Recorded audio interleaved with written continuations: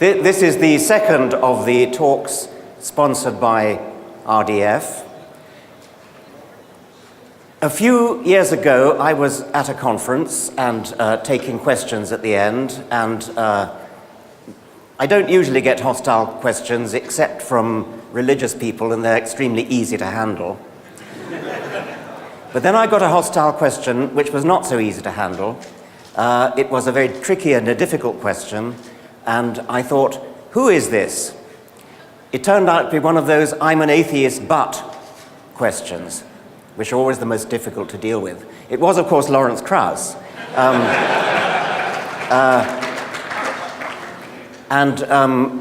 I didn't take very kindly to it at the time. We've since become the firmest of friends, and I have enormous respect for what he's doing in the field of public understanding of science, which is the field that I recently retired from professing. He is, of course, a most distinguished physicist, author of many books. He also interests himself in science generally and in the promotion of the understanding of science generally. He's recently moved to Arizona to start what I think is an extremely exciting initiative. He is Associate Director of the Beyond Center and co-director of the Cosmology Initiative and director of the New Origins Initiative at Arizona State University. So the study of origins of all kinds, right across the board, from the origin of the universe to the origin of life to the origin of everything you can think of. What an amazingly exciting initiative to get started at a university. I'm delighted that Lawrence is talking to us today. Please welcome him.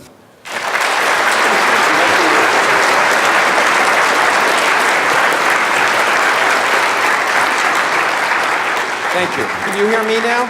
Can you hear me now? Okay, good. Thanks, Richard. Actually, let me just say that my friendship with Richard has been a unique one in many ways, but one that's caused me every time we're together to think about things slightly differently. I hope mutually, and a true pleasure and honor to be here. Richard asked me to talk about cosmology, and I originally I talked to Liz Cornwall, who was organizing this, and told her what I was going to talk about, and gave her several titles, and she thought they were too depressing, so she said, why don't you just make it We're All Fucked? But I decided not to use that title.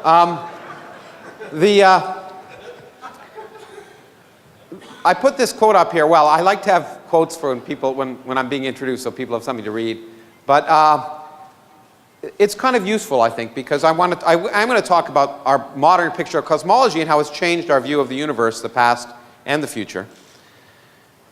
And in some sense, how that picture is clearly remarkable, and far more remarkable than the fairy tales that are made up in most religious situations. But the key point is mystery. That's one of the things that makes science so special, I think, is that scientists love mysteries. They love not knowing. That's a key part of science. The excitement of learning about the universe. And that, again, is so different than the sterile aspect of religion, where the excitement is apparently knowing everything, although clearly knowing nothing. Now, in any case, so that's one of the reasons why I put this quote up here. But I am going to talk to you about a mystery story. So now I live in Phoenix now, and people know what these are. I used to live in Cleveland, and then I had to tell people these were stars. And this is a picture of a globular cluster, and it's a beautiful thing on a nice, clear night. But what I want to talk to you about is how our picture has changed of the universe so much that the really important stuff in the universe is not the stars and galaxies, but the stuff you can't see, the mysterious stuff that dominates nature. Okay, so it's a mystery story, so let's begin. It was a dark and stormy night. And Einstein had just developed his general theory of relativity in 1916. And an interesting time, because he had developed that theory, which was the first theory of not just how objects move through space, but how space itself could could expand and contract and be dynamical. A remarkable theory that told us that space curves in the presence of matter. And it was beautiful, and he kind of knew it was correct. But at the time, it disagreed with observation, which used to bother physicists in the old days. And the observation was that the universe was static and eternal. That was the conventional wisdom in science at the time, that the universe had been around forever and would be around forever. And his theory didn't agree with that, because his theory of general relativity suffered from the same problems that Newtonian gravity suffers from. Gravity sucks. It always pulls, it never pushes. And if you put stars and galaxies out there, they will not just stay there. Gravity will produce a universal attraction that will pull them together. And so he tried to figure out what to do, and he was able to change his theory slightly, consistent with the mathematical symmetries that allowed him to develop it. So I want to just show you how he did this. So I have his equations cooked up, which is a good thing to do at 9:45 in the morning or whatever. But I do have them in a user-friendly fashion here. Okay. This is for the biologists. No, I'm just joking.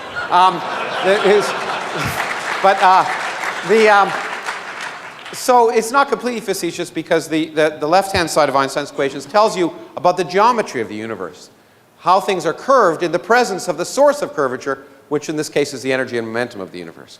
So that's fine. And in fact, I'm a theoretical physicist, so I have to write the actual stuff, the Greek letters. That's much more illuminating to you, I'm sure. So this was the theory that didn't work, that explained the universe we didn't live in, or so he thought. And so he was able to change it a little bit by adding an extra term to the left-hand side, which he called the cosmological term.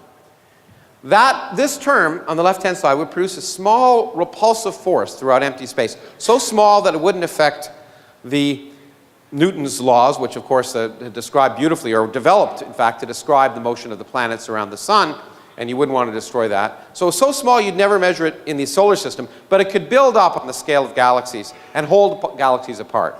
And so that's how he thought he'd save his theory. Now, shortly after he introduced this term, it became clear that it was a problem. And in fact, here's a postcard I got when I was on leave once in Switzerland, in Zurich, and it's from Einstein to Hermann Weyl, who's a very famous mathematical physicist.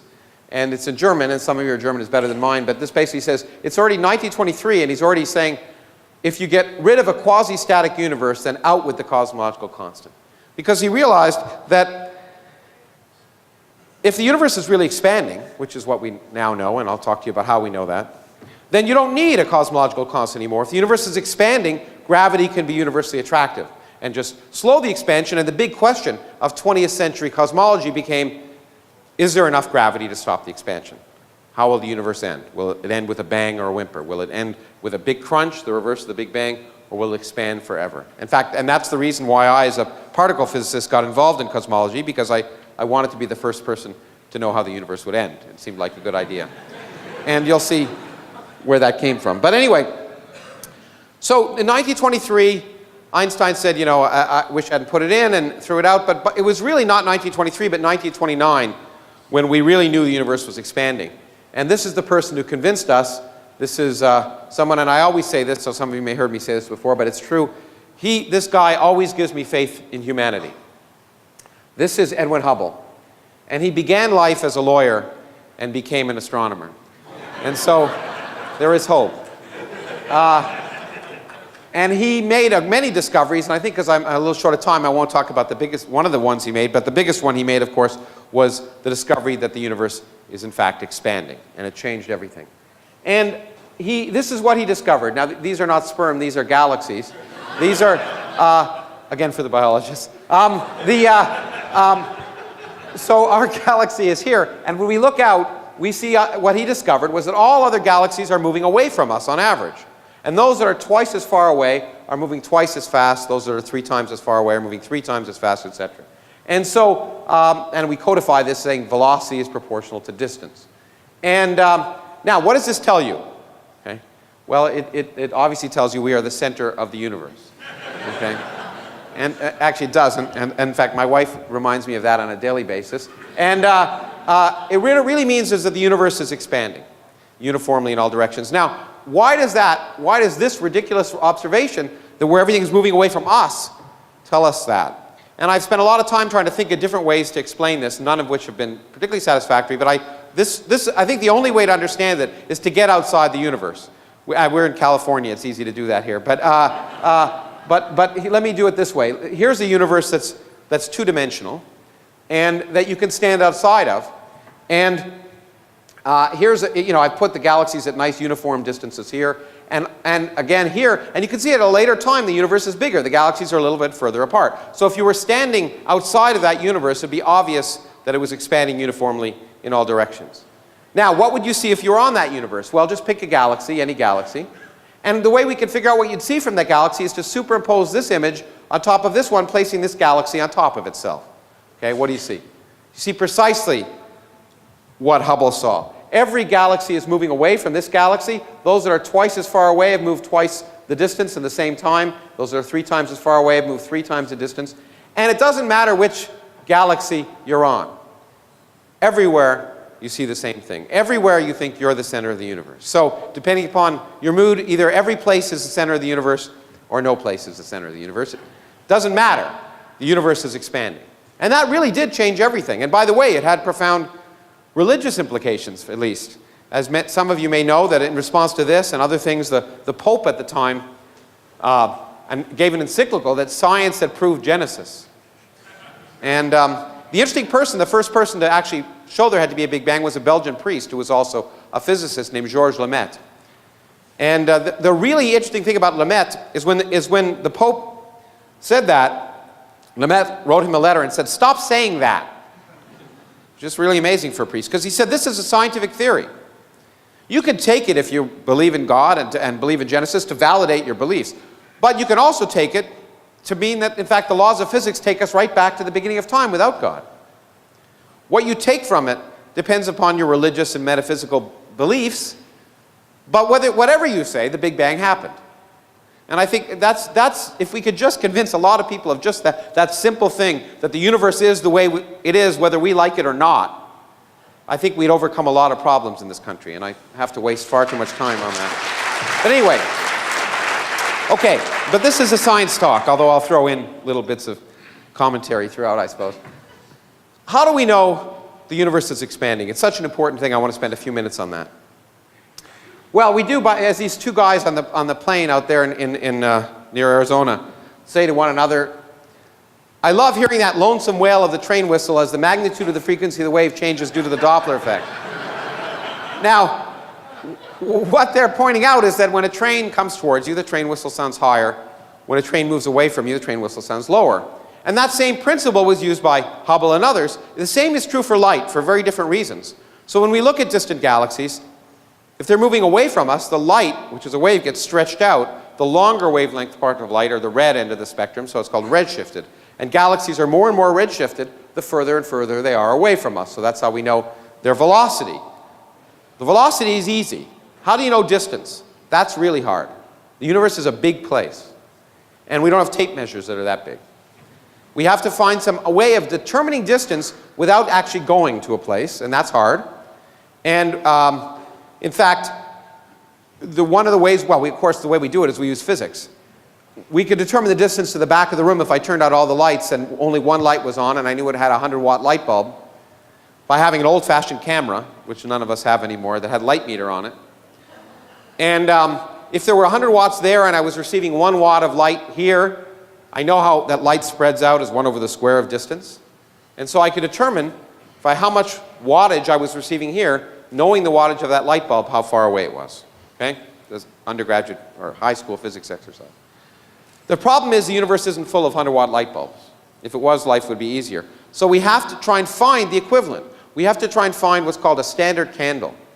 Something whose intrinsic brightness we understand, and therefore when we look at it through a telescope, we see how bright it appears through the telescope, and we work backwards to figure out how far it is. That's the hard part. That's why it's been so hard to determine the rate of expansion of the universe, because it's hard to find standard candles. This is Hubble's original data from 1929. And this is one of the reasons he was such a great scientist, because he knew to draw a straight line through this data set, which itself is already not so clear. It's not obviously the right answer. But what he found was, in fact, that velocity is proportional to distance. Okay? And the great thing is he got the answer wrong by a factor of 10, which was an embarrassment at the time. Again, I'll throw a little commentary in it. Because if the universe were expanding this fast, you could calculate its age, and its age would be 1.5 billion years old. That was in 1929. Now, as anyone knows, if you read any of Richard's books, you would know that, well, by 1929, we already knew the Earth was older than 1.5 billion years old. And so it was embarrassing that the universe was younger than the Earth. One of the many embarrassments in cosmology that's happened over the years. And in fact, taken by some people to once again argue that science didn't know what it was doing. But the problem was, of course, he wasn't a bad astronomer or a bad scientist. The problem was trying to measure distance because he didn't have good standard candles. And that's, as I say, been the holy grail, if you wish, of cosmology over the last century. And we now have standard candles. Here's one. I wish there was better resolution on this projector. It's a beautiful picture from the Hubble Space Telescope of a distant galaxy, far, far away and long, long ago. And there's a whole galaxy. It's about 1 billion light years away. We're looking at it as it looked 1 billion years ago. So many of those stars no longer exist. And here's an object that's just as bright as the whole center of the galaxy. You'd think it's a star that's near in our galaxy that just got caught in the picture frame. It's not. It's a star on the edge of that galaxy that has exploded. And exploding stars shine with a brightness of 10 billion stars. They're the brightest fireworks in the universe, supernovae. And they're remarkable, and I keep having asides. Maybe I'll get to my point eventually. But this is something that I wrote a whole book about, and someone asked me yesterday why I wrote that book. Because it is the most poetic thing I know about the universe. Richard wrote a great book called, what's it called? Our Ancestors? What's it called? Ancestor's Tale, yes. I wanted to make sure I got that right. And I wrote a book that was a different Ancestor's Tale. It was called Adam. But the amazing thing is that every atom in your body came from a star that exploded. And the atoms in your left hand probably came from a different star than your right hand. It really is the most poetic thing I know about physics. You are all stardust. You couldn't be here if stars hadn't exploded, because the elements, the carbon, nitrogen, oxygen, iron, all the things that matter for evolution weren't created at the beginning of time. They're created in the nuclear furnaces of stars, and the only way they can get into your body is if the stars were kind enough to explode. So forget Jesus. The stars died so that you could be here today. Okay? And anyway, this is great. Anyway, so the real point of reason I showed this picture is that these objects, these exploding stars, are great standard candles. We can actually observe them amazingly, even though only one occurs every 100 years per galaxy. There are enough galaxies that if you put your hand up in the night away from LA and looked in a dark spot in the sky and made a hole the size of a dime, with a large enough telescope, you could see 100,000 galaxies. And that means that even though stars explode once every 100 years per galaxy, in that little region with 100,000 galaxies, on a given night, you'll see 10 stars explode. The universe is huge and old, and rare things happen all the time, including life. And so it's an amazing thing. And we can observe stars exploding, we can measure their brightness, we can measure their colors, and that has allowed us to produce a great standard candle. And after 75 years, we now can determine the expansion rate of the universe. This is a new Hubble diagram, much better than Hubble's. It was made after the discovery that on a log plot, everything is a straight line. But even still, we now know the rate of expansion of the universe to 10%, not a factor of 10. And we therefore, in fact, we now know the age of the universe through other things extremely accurately, to almost 4 decimal places. 13.72 billion years is the age of the universe. It's amazing that we can say that with a straight face and have scientific reasons to support that. Okay, great. So let's go back to Einstein. Einstein had this cosmological term. He said, it was my biggest blunder. I want to throw it out, get rid of it. But the problem is you can't get rid of it so easily. Because using the miracle of modern mathematics, you can rewrite that equation. And now this is a small step for a mathematician, but a giant leap for a physicist. Not because it's that hard to put this term over there. Most of us could do that. But because it now represents something very different when it's on this side of the equations. Here it was somehow a geometric quantity. When it's here, it looks like a new contribution of the energy and momentum of the universe. What could contribute a term like this? And we know the answer. Nothing. By nothing, I don't mean nothing, I mean nothing. If you take empty space, and that means get rid of all the particles, all the radiation, absolutely everything, so there's nothing there, if that nothing weighs something, then it contributes a term like this. Now, that sounds ridiculous. Why should nothing weigh something? Nothing is nothing. And the answer is nothing isn't nothing anymore in physics. Because of the laws of quantum mechanics and special relativity, on extremely small scales, nothing is really a boiling, bubbling brew of virtual particles that are popping in and out of existence in a time scale so short you can't see them.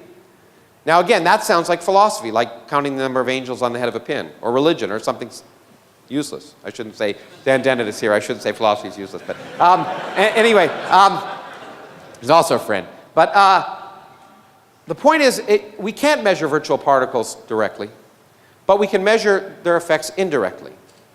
And in fact, they're responsible for the best predictions in physics. Here, by the way, is actually an animation that was shown at the Nobel Prize ceremonies about 5 years ago by a friend of mine who happened to win the Nobel Prize for developing the theory that produced this. This is the space inside of a proton, the empty space inside of a proton. Not where the quarks are, but the empty space between the quarks. And this is an animation, but it's an exact animation coming from physical calculations. This is what the space looks like. Now, how do we know that? Well, there are a lot of reasons, but one of the things are, it turns out most of the mass of the proton comes not from the quarks within a proton, but from the empty space between the quarks. These fields popping in and out of existence produce about 90% of the mass of a proton. And since protons and neutrons are the dominant stuff in your body, the empty space is responsible for 90% of your mass. So these empty space is vital to science, and these calculations are vital to understanding not just protons, but electrons and atoms, and produce the best comparisons, and I will repeat this, the best comparisons between theory and experiment in all of science. To 10 decimal places in quantum electrodynamics, using these calculations, we can get the right answer. It's amazing. So, if that's the case, let's calculate the energy of nothing where there's nothing else. And when we do that, we come up with a calculation which is pretty bad. It's the worst prediction in all of physics. We calculate, you can't even see it, I think, there's a 1 at the end of that. We calculate that the energy of empty space is a gazillion times the energy of everything we see. That, as I say, is the worst prediction in all of physics, which is why we didn't talk about it for a long time. We calculate that empty space should have an energy of 120 orders of magnitude more than galaxies and stars and people and aliens and all the rest. And if that were the case, we just wouldn't be here. So we knew something was wrong with this calculation. It's been around since I was a graduate student. And we knew what the answer was. Theorists always know the answer. They're just sometimes right. We knew the answer was 0, because it's the only sensible answer. Because, you know, you can't cancel a big number like this. Let's say the energy of empty space was comparable to the energy of everything we see. Well, we'd have to cancel this big number to 120 decimal places and leave a finite answer in the 121st decimal place. No one knows how to do that in science. But 0 is a number we can get beautifully in science. We use mathematical symmetries. Things cancel, equal and opposite things cancel all the time in science because of symmetries of nature. So we knew the answer. We didn't know what the symmetry was, but we knew the answer was 0. And we could go to bed at night and that was fine. But you know, the neat thing about cosmology is it's really a science. And science is empirical. Knowing the answer means nothing. Testing your knowledge means everything. And so the question is, we should test what the energy of empty space is. And how can we do that? Well, we weigh the universe. How do we do that? We stand on the shoulders of giants. This is a picture I took in an island off Sweden, which used to be an island off Denmark now, which used to be an island off Sweden. It's the island of Ven. I think I said that right. And this guy, if you look carefully, he doesn't have the end of his nose. His name is Tycho Brahe. And he, as many of you know, laid the basis for Newton's law of gravity by doing nothing other than spending 20 years on his back, a noble tradition,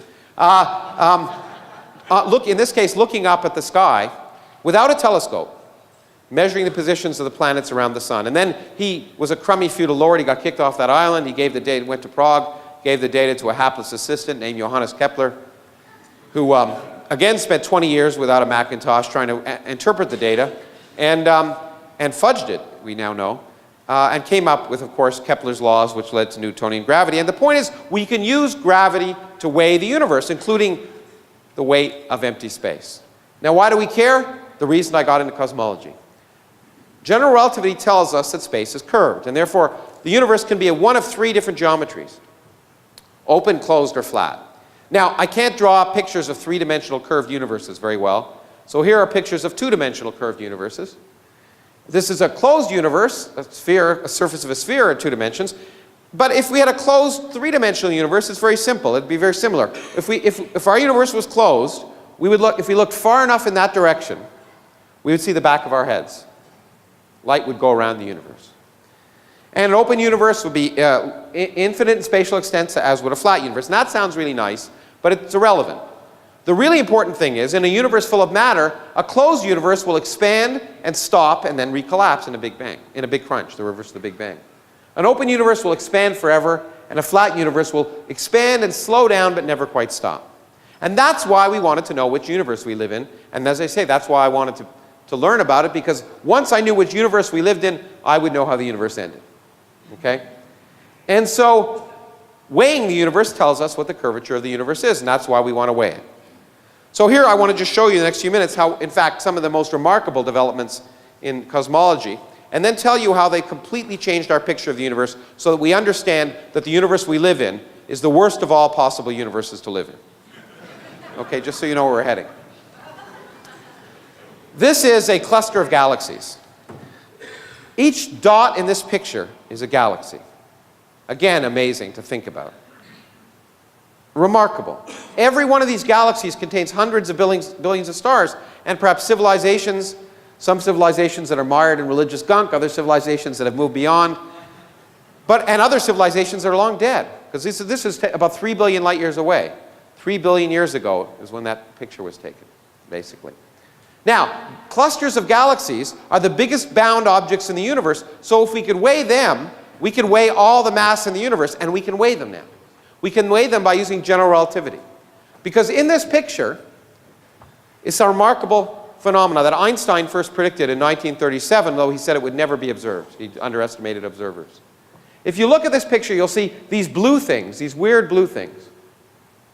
That is a phenomenon that we now understand as gravitational lensing. Einstein told us that a mass will curve space around it. And he realized, therefore, if you had a big enough mass and you have a source of light behind that mass, the light can bend around that object and come back and be magnified, just like my glasses magnify things. Or, like a cut glass goblet, if you look through it, I'd see many images of this room. Mass can act like a lens and magnify things and split images, and that's precisely what we're seeing.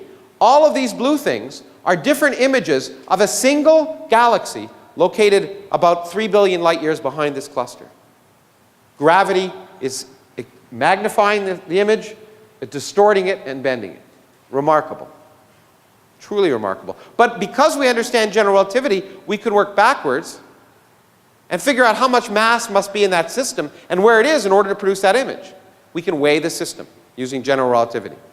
And when we do that, here's an inversion by Tony Tyson, who's now up in Davis. This is the system, and the spikes are where this is where the mass is in this system. The spikes are where the galaxies are. But you notice most of the mass in this whole system of clusters of galaxies is not where the galaxies are. It's between the galaxies. It's where nothing is shining. About 50 times as much mass in this system, and in all systems we can measure, comes from stuff that doesn't shine. And physicists, with their linguistic perspicacity, have called it dark matter. And we now understand that 90% of the mass of galaxies and clusters, including our own Milky Way galaxy, is made of stuff that doesn't shine. And that isn't maybe that exciting, because there's lots of things that don't shine. You don't shine if I turn the lights out. Well, those of you from Los Alamos might, but the rest of you don't. But so it could be snowballs or planets or boring stuff, but it can't be. Because for reasons I don't have time to explain, we know how many protons and neutrons there are in the universe. We can actually measure that. And there aren't enough to make up all this dark matter. So we are pretty convinced that that dark matter is a new type of elementary particle. Something that doesn't normally exist on Earth. And the great thing about that is that means the dark matter isn't just out there, it's in this room. as you doze off. It's early in the morning during this lecture. It's going right through your body. And that means we can do experiments here on Earth to look for it, which is remarkable. And in fact, I think well, I'll show you an experiment in a second. But by measuring the mass of these systems and this dark matter, taking normal matter plus dark matter and weighing it, we now have determined how much stuff there is in the universe. When physicists have an important number, they give it a Greek letter all the time. So we call it omega. Omega is the ratio of the total amount of stuff we know is in the universe divided by the amount of stuff you need to make a flat universe, the boundary between an open and closed universe. If it's less than 1, the universe is open. If it's greater than 1, the universe is closed. And we have now measured unambiguously that there's only 30% of the amount of material in the universe, including dark matter, to make the universe flat. Okay, we'll come back to that in a second, but I just want to show you that we actually do things in physics. This is an experiment to look for dark matter. It's a boule of germanium. And there are experiments like this all around the world, in mines, deep underground, because you want to shield out cosmic rays, because there are lots of them going through your body right now. You want to only see the dark matter, and the dark matter particles on average will go right through the Earth, we think, because they don't interact strongly. And most of the time right through this detector, but every now and then one of them will bounce off an atom, the nucleus of an atom of germanium. Heating, and the first thing we do is we cool this thing down to 1/1000th of a degree above absolute zero, which can easily be done nowadays. And if one of these dark matter particles bounces off a nucleus of an atom, it'll heat the whole thing up by 1/1000th of a degree. And we can measure that. And there are experiments here in South Dakota and in Europe, all over the world, looking for dark matter. We haven't found it yet. The other exciting possibility, which I should really indicate, which is one of the reasons people are very excited this year, is we may not have to wait for the universe to give us dark matter. The Large Hadron Collider, which is turning on this next month in Geneva, before it creates a black hole that will kill us all, we think actually might, by recreating the early conditions of the early universe, create the very particles which were last created at the beginning of time. So we may first see the dark matter by creating it in Geneva. It's a race. Okay, but to go back to this number here, this is a real problematic number. We now know the universe has only 1/3 the amount of matter to make it flat. The problem is that theorists like me knew the answer. The universe must be flat. Why? Well, there are two reasons. There's the one I normally say, which is it's the only mathematically beautiful universe, which is true. But there's another reason I don't usually talk about, but I'll talk about here. It turns out that in a flat universe, the total energy of the universe is precisely zero, because gravity can have negative energy. So the negative energy of gravity balances out the positive energy of matter. What's so beautiful about a universe with total energy zero? Well, only such a universe can begin from nothing. And that is remarkable, because the laws of physics allow a universe to begin from nothing. You don't need a deity. You have nothing, zero total energy, and quantum fluctuations can produce a universe. So if the universe isn't flat, we're worried, because then you've got energy at the bigger beginning of time. So that was another reason that people like me were pretty sure the universe was flat. But the damn observers came up with the wrong number. Well, this is a really crummy way to measure the curvature of the universe. Why don't we measure it using geometry directly? So we can measure the curvature of the universe. And to do that, I want to ask you, how would you measure the curvature of the Earth if you couldn't go outside the Earth and see it from a satellite, or you couldn't go around it? Very simple. You draw a triangle, and you ask a European high school student, what's the sum of the angles in a triangle? And they'll tell you 180 degrees, but you say, that's fine, you learned your geometry from Euclid. But on a curved surface, it's very different. On the surface of the Earth, I can draw a triangle that's very different. I can go along the equator, I can make a right angle, go up to the North Pole, make another right angle, and come back to the equator, and I have a triangle with 3 right angles. 3 times 90 is 270. So if I made a big enough triangle on the surface of the Earth, I could measure the curvature of the Earth. I wouldn't have to go around it. Now it turns out, even though this is a 2-dimensional picture, the same is true for a 3-dimensional curved universe. If I had a big enough triangle and I measured the angles in a triangle, I could measure the curvature of space. And we've been able in the last decade to find a big enough triangle. And I want to spend 5 minutes telling you about that. Because it's the most important, probably, observation in all of cosmology.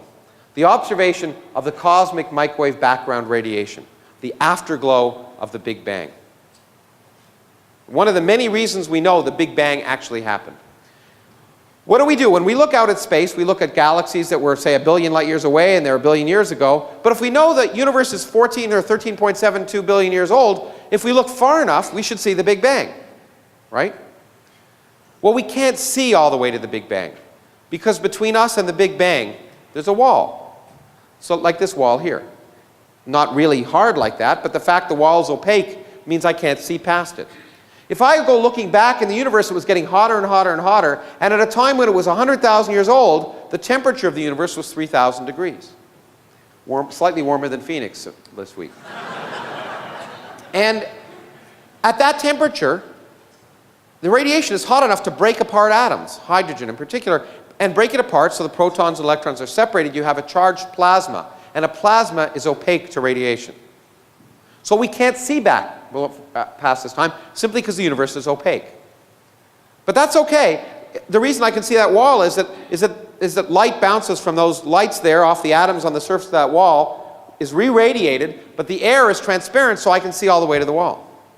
If we run this film forward, as the universe is opaque, opaque, opaque, and then it becomes neutral, the atoms, protons capture electrons, neutral matter is transparent to radiation like this, and that means I can see all the way back to that radiation coming at that surface. A prediction of the Big Bang is there should be radiation coming at me from all directions, coming from that surface called the last scattering surface. It was 3,000 degrees then, it's 3 degrees now, and it was the radiation that was discovered by accident in New Jersey, of all places, by 2 people who didn't know what the hell they were doing. And they won the Nobel Prize anyway. Because they discovered the afterglow of the Big Bang. Actually, another aside, I can't help this because this is amazing, and if you ever want to convince skeptics, you won't ever convince people of this who don't believe it anyway, but you've all seen this radiation. Or at least those of you who are old enough to be as old as me, before cable TV. Remember when the TV stations used to end? And then there'd be static? 1% of the static on your TV screen is radiation from the cosmic microwave background. So you've all seen it. Okay? But it's amazing, we didn't even know about it until 1965. Okay? In fact, it had been predicted by people like George Gamow, but people had forgotten that. In any case, as interesting as that history is, on this surface is a very important scale, 1 degree. Why 1 degree? Because that represents a distance of 100,000 light years. Now, the surface existed when the universe was 100,000 years old, and Einstein tells us no information can propagate faster than light. So that means nothing that happened over here at that time could ever affect anything that happens over here. But more importantly, if I have a lump of matter that's this big, it knows it's a lump of matter, so it starts to collapse. But if I have a lump of matter that's this big across at that time, it doesn't even know it's a lump, because gravity can't have traveled across it. So it's like Wile E. Coyote in those cartoons when he goes off the cliff. He waits a while before he collapses, okay? And such large lumps won't collapse. So the biggest lumps that can have collapsed at that time will be 1 degree across. And that gives us a cosmic triangle. Because we have a ruler that's 100,000 light years across, the size of the largest lumps, a known distance away from us, and in a flat universe, light rays travel in straight lines, and we can calculate the angle on our eye subtended by a 100,000 light year across ruler at that distance. It's 1 degree. In an open universe, light rays diverge as you go back in time, and the whole thing might be ½ a degree. The ruler will look smaller. In a closed universe, light rays converge as you go back in time. The ruler will look bigger. So we just have to look at that microwave surface, try and measure the lumps, and see are they 1 degree, ½ a degree, or 2 degrees. We've been able to do that in the last decade. This was the first experiment that did it. It was called the boomerang experiment in Antarctica. It was a balloon, took this microwave radiometer above the Earth's surface to look at this radiation, take a picture of it, and this balloon went around the world, which is easy to do in Antarctica, okay? And it took a picture. It's really easy in the South Pole, you just do this, but anyway. And this is the image, well, this is a false color image of that. I put it superimposed it on the original image. This is the image of the microwave background, the hot spots and cold spots in the microwave background. And these are the lumps in the early universe. And the question is, how big are they? And here's a different false color image of the same region. And we can compare this with universes we create on computers. Here's a closed universe where the lumps are bigger. They should be this big across. If they're 100,000 light years across, they should look that big. Well, that's bigger than these lumps. Here's an open universe, and you can't see the resolution of the screen isn't that good, but the average size lump is about that big. Smaller than these lumps.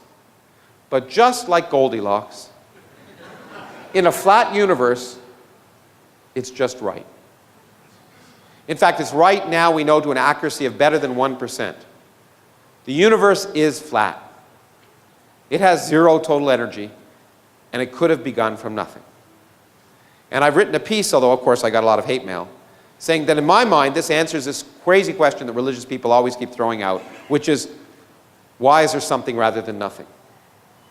The answer is there had to be. If you have nothing in quantum mechanics, you'll always get something. It's that simple. It doesn't convince any of those people, but it's true. Now, great, we know the universe is flat. But if you've been awake, you realize, 10 minutes ago I proved the universe was open. There's only 30% of the stuff in the universe needed to make it flat. Where's that other 70%? Well, if you put energy in empty space, so empty space weighed something, you wouldn't see it. It's the empty space between the galaxies. You're far away from the galaxies, you wouldn't see it. But what would that empty space do if you put energy in it? Well, it produces a cosmological constant. That would cause the expansion of the universe not to slow down over time, as any sensible universe should do, but to speed up over time. In 1998, people measuring these supernovae at large distances to measure the Hubble diagram tried to see what was happening at large distances to see if the universe was slowing. Well, they all knew the universe was slowing down. They wanted to measure how much. This doesn't look like much, but it was a revolution in cosmology. I can draw a straight line through that data set there and bring the whole thing down and make it horizontal. And if the universe was slowing down, these distant supernovae should have followed this curve. Much to the surprise of the observers, the supernovae lay above the straight line. And the only way to explain this, well, there's two ways. Either the data is wrong, which it usually is, or the universe is accelerating, speeding up. And if just for fun one believed it was speeding up and asked how much energy would you have to put in empty space to make it speed up by the amount we measure it, it's exactly the amount we are missing. Everything holds together. Our new picture of cosmology is that we live in a universe dominated by nothing. The largest energy in the universe, 70% of the energy in the universe, resides in empty space. And we don't have the slightest idea why it's there. Now, that's what I just said. Let me also put an aside before I get on to the rest in the last 5 minutes of the talk. This completes, in some sense, the ultimate Copernican principle. Copernicus told us we didn't live in any place special. We now know two things. Well, one thing. I'll tell you the second one in a second. This tells us that we are more insignificant than we ever imagined. If you take the universe, everything we see, stars and galaxies and clusters, everything we see, if you get rid of it, the universe is essentially the same. We constitute a 1% bit of pollution in a universe that's 30% dark matter and 70% dark energy. We are completely irrelevant. Why such a universe in which we're so irrelevant would be made for us is beyond me. Okay, good. I wanted a little bit of applause. Now we can go back to the science. What I really want to spend in the last few minutes is telling you is how it's changed our picture of the future. In science and the picture of the universe. It has changed our picture of the future completely. And I'm going to rush through this, so let me give you the short answer first. Kurt Vonnegut is claimed as having said this at a private girls' school when he gave a commencement address. I've given 2 commencement addresses, and I've never had the guts to say it, but I'd love to. He said, things are going to get unimaginably worse, and they're never, ever going to get better again. This was before the Bush administration, too, in fact. But that's our understanding of the universe. I want to tell you about it briefly. I want to tell you about a few things that you'll hear about, and some of the things that creationists and intelligent design people promote as arguing somehow that there's design in the universe. This is one of them, and I want to explain to you why it has nothing to do with design. It is weird and strange that we live in a universe that looks like we do, because this is a brief history of time. This is the density of matter as the universe expands. It goes down as 1 over the volume. But it turns out the energy density of empty space remains constant as the universe expands. And we live today, right here, when the energy density of empty space is 3 times bigger than the energy density of matter. But when you look at this has driven physicists crazy. Because this is the only time in the history of the universe when these two numbers are about the same. At all earlier times, the density of matter was much greater. At all later times, the density of empty space will be much greater. Why do we live at this special time in the history of the universe? Well, one of the answers that's been given is that these things exist, galaxies. Why? Well, let's go back to this picture, and let's pretend the energy of empty space were 50 times bigger. Then these two curves would cross, not now, but then. Well, when is then in this case? Then is the time when galaxies first formed. But if the energy of empty space was bigger than the energy density of matter when galaxies first formed, then the repulsive force would be greater than the attractive force. Galaxies would never have formed. Well, if galaxies never formed, then maybe this is telling us something. And this has produced something that I call anthropic mania. If there are many different universes, physicists have argued, and the energy of empty space can vary in each one, then only in those in which it's not much greater than what we measure today will galaxies form. Okay? But then, only then will stars and planets form, and only then will astronomers form. So the universe is the way it is because astronomers are here to measure it. Now, it not only sounds ridiculous, but it also sounds religious. And some people have said the universe is fine-tuned. If it were any different, then we wouldn't be here. God clearly created the universe to be for us. Now, that's nonsense. And it's nonsense for the same reason that you learn so beautifully in Richard's books. Why can bees tell the colors of flowers? So they can find them. Not because God intended them to do it, but if they couldn't find the flowers, they wouldn't get the stuff they needed to eat, and they wouldn't be around. It's natural selection. And what this is really telling us is kind of a cosmic natural selection. Because all it's saying, if it's true, is that it's not too surprising that we find ourselves living in a universe that allows life. Because in the universes that don't allow life, we wouldn't be here. It's just that simple. So if you wish, it's a kind of cosmic evolution. Or cosmic natural selection is a better way of thinking about it. Now, as pretty as that is, I think it's wrong. It's ugly. And it goes against everything I know about science. Science has told us the last 400 years why the universe must be the way it is, not why it has to be something different. In fact, Einstein once asked a question. He said it the wrong way. Put it here because, I wanted to quote him. He said, what really interests me is whether God, and by God he didn't mean God, had any choice in the creation of the universe. What he really meant is, are the laws of physics fixed so that if you changed one parameter, you couldn't have a universe? Or can you have infinite numbers of different laws of physics that all work, and it just happens to be the way it is? If this anthropic picture is right, then physics is really an environmental science. There's no fundamental laws necessarily. We're just here by an accident. And the laws of physics are the way they are, not because there's some beautiful mathematical theory that tells us they have to be, just because if they were different, we wouldn't be here.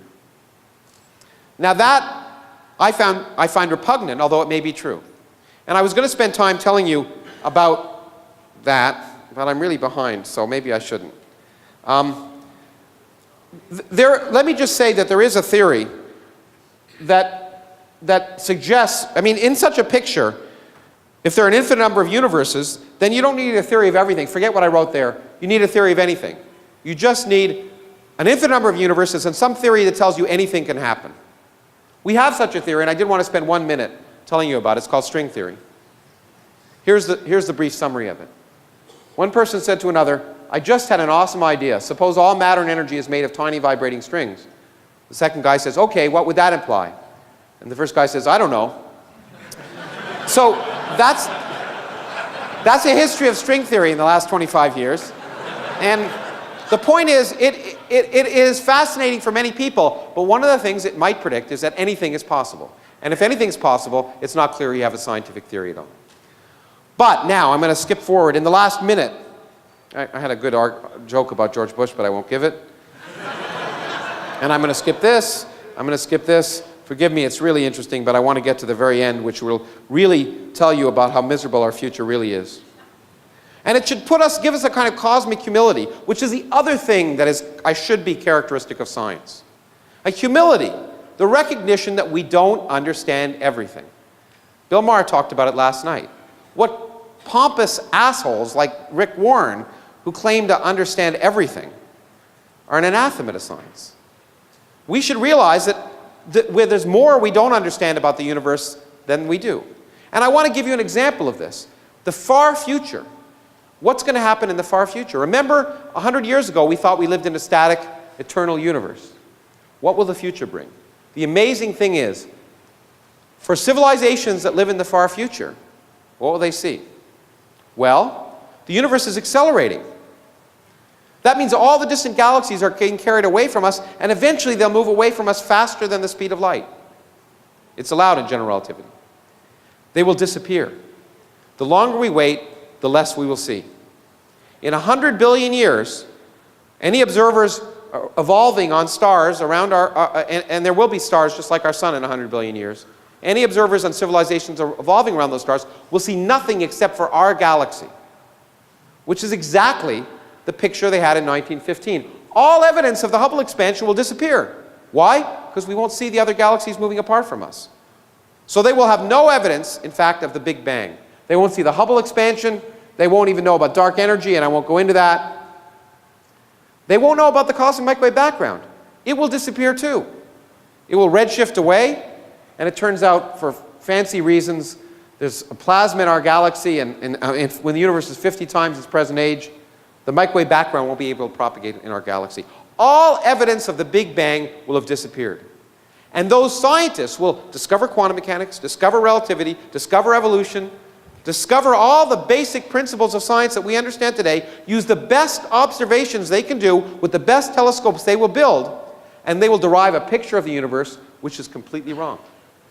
They will derive a picture of the universe as being one galaxy surrounded by empty space that's static and eternal. Falsifiable science will produce the wrong answer. In fact, I want to end with the good news. We live in a very special time. The only time we can observationally verify that we live in a very special time. Okay, it's clear I'm being facetious. What it really should tell us is we've discovered this crazy picture of the universe that we don't understand at all. It all holds together, but maybe if we had evolved 5 billion years earlier, there would have been observables we could have seen that would have changed that picture. Maybe 5 billion years in the future, it'll be different. The universe remains mysterious, and that is great. But I do want to say in the far future, this is the picture. We will be lonely and ignorant, but dominant.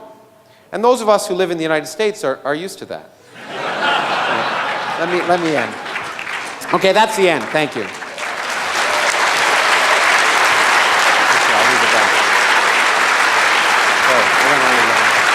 Okay, thanks.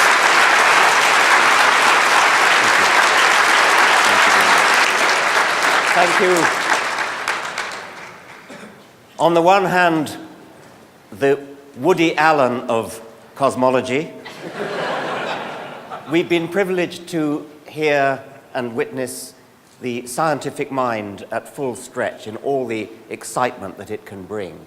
And I'm delighted that we've had this talk today. What grieves me is that, at least in Britain, and it may be true here as well, young people going to university are voting with their feet and not going into physics. They're going into media studies. Despite the enormous excitement that is in physics and cosmology, despite the fact that, as Lawrence said, the Large Hadron Collider is even now about to revolutionize the way we think about ourselves, There was a misprint in my book just finished, The Greatest Show on Earth. I referred to the Large Hadron Collider. It got rendered as the Large Hard-On Collider. Well, that's okay. That's okay, because that's what physicists are getting right now. Yeah, I know. Okay. Physicists are getting. I spotted it, and I prayed that the publisher's copy editor, the publisher's proofreader, wouldn't spot it, and she did, and I pleaded with her to leave it in. She said it was more than her life was worth. Lawrence, thank you. We have a few minutes for questions. Oh, we do? Oh, good. I think we do. I mean, actually, it's cutting into your book signing. Which would you rather do? I'd rather answer questions. Okay, than sign fine. books. I'll be around all day. So. Okay. Well, the question was, are people who involved in general relativity more religious than other scientists? Which apparently Steve said when Richard and he had a dialogue. I have no memory of him saying that. Yeah, that's great. And there are some great interviews you should watch of Richard. One of them was with me. But anyway, we had fun. I think that, no. I mean, there are a few. There's a famous general relativist who's now unfortunately become a nut named Frank Tipler, who I've actually debated right near here at Caltech a few years ago. And there are some, but I don't think that's true in general. There are a few. There's one or two. I don't think there's any evidence of that. What is true and is interesting, and I think I will answer in a more relevant way, is that general relativity unfortunately gives people the wrong idea about science. And unfortunately I get a lot of letters from crackpots because of it. Everyone imagines Einstein sat in a room, closed doors, and thought of this picture and came up with this beautiful theory independent of reality, like string theorists. Okay? And the answer is that's not true at all.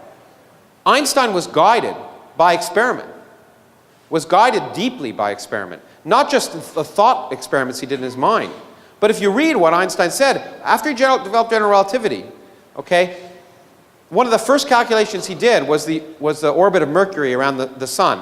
And the orbit shifts a little bit, this perihelion moves. And no one understood why that was.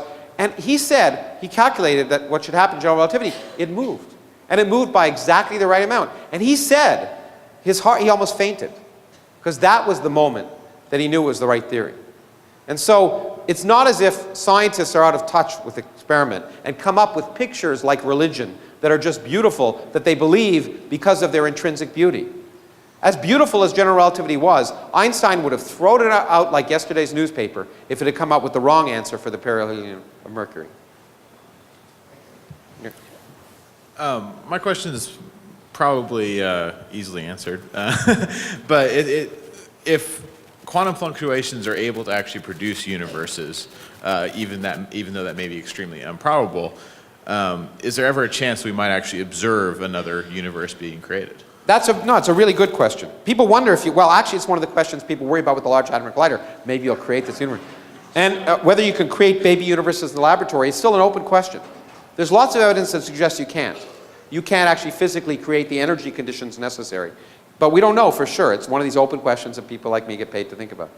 But interestingly enough, and this is one of the wonderful things about general relativity, is if a universe got created, an inflating universe like the one we think we began in, it's really weird. Because from the inside, it would look like it was growing exponentially. From the outside, it would look like it was shrinking to form a black hole.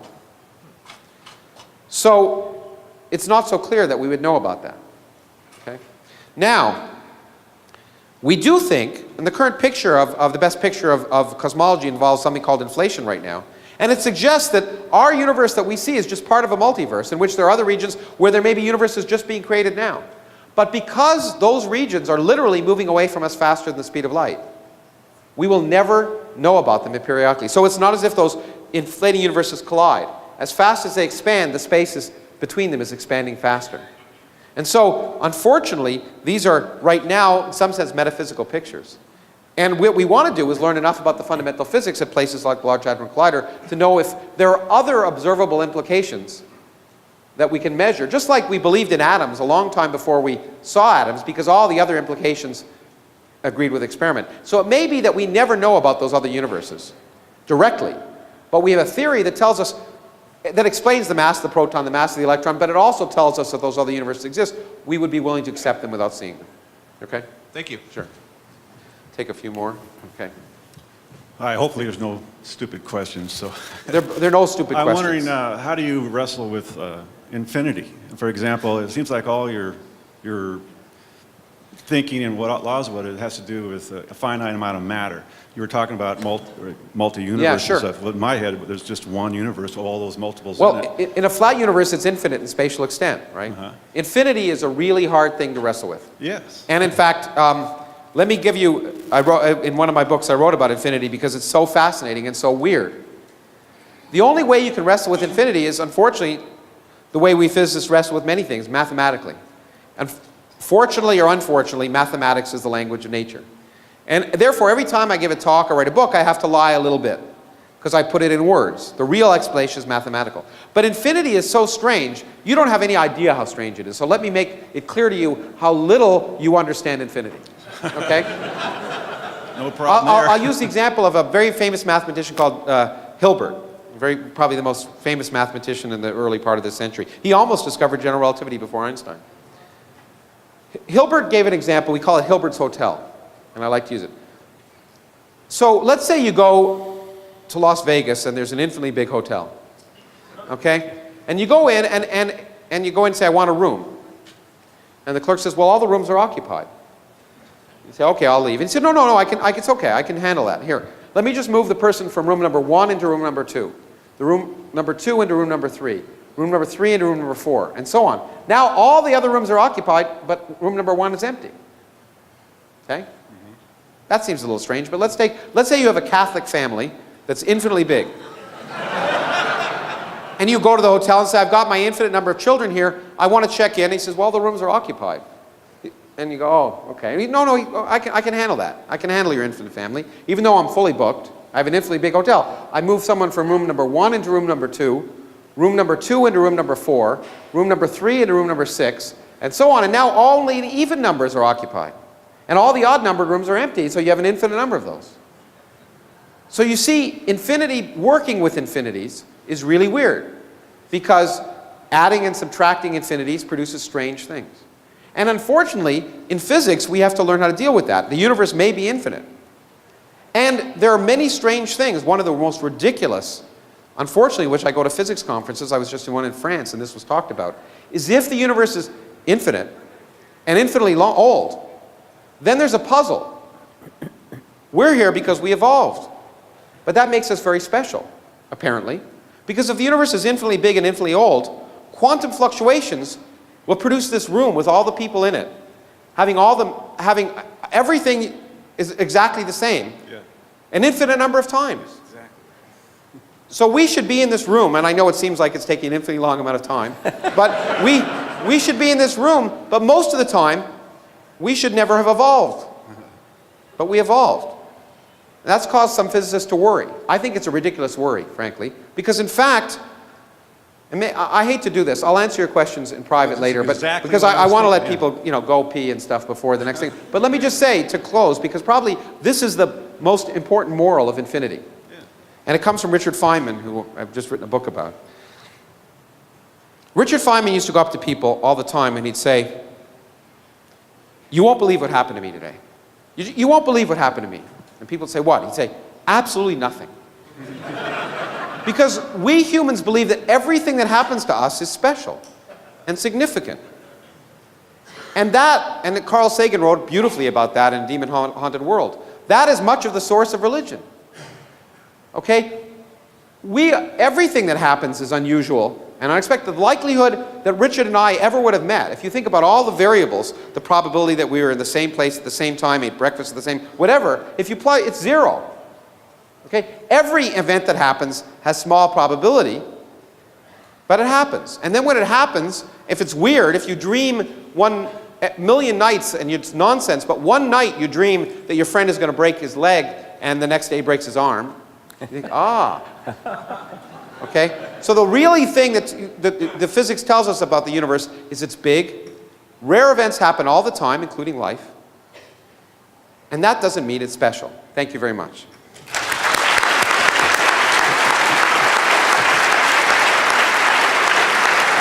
Thank you so much. Thank you, Lawrence, for a wonderful talk.